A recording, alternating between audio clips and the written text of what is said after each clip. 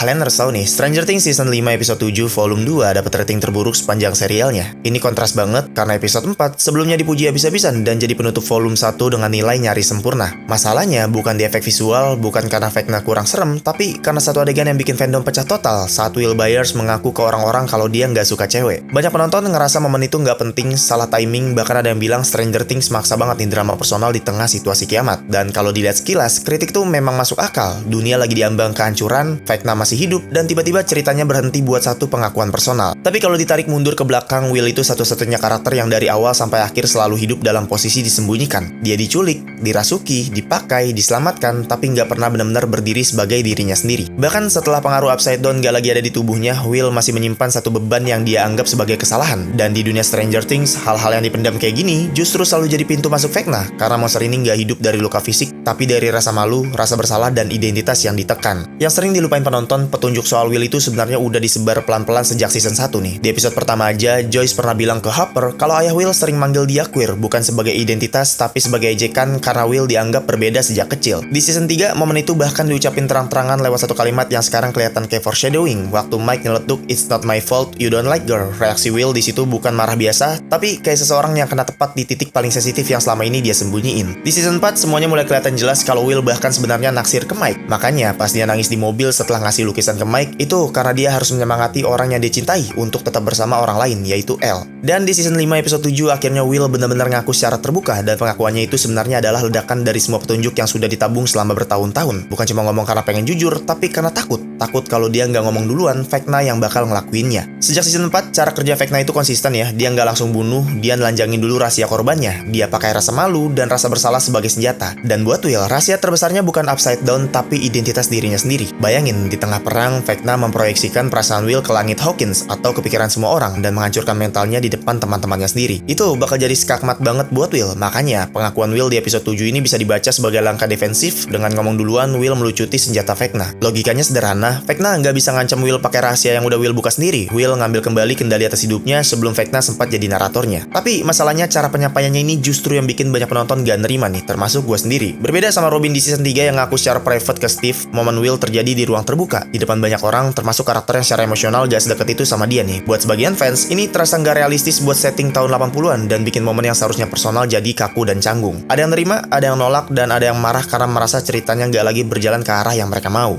Nah, kalau menurut kalian sendiri gimana nih? Coba tulis pendapat kalian di kolom komentar ya.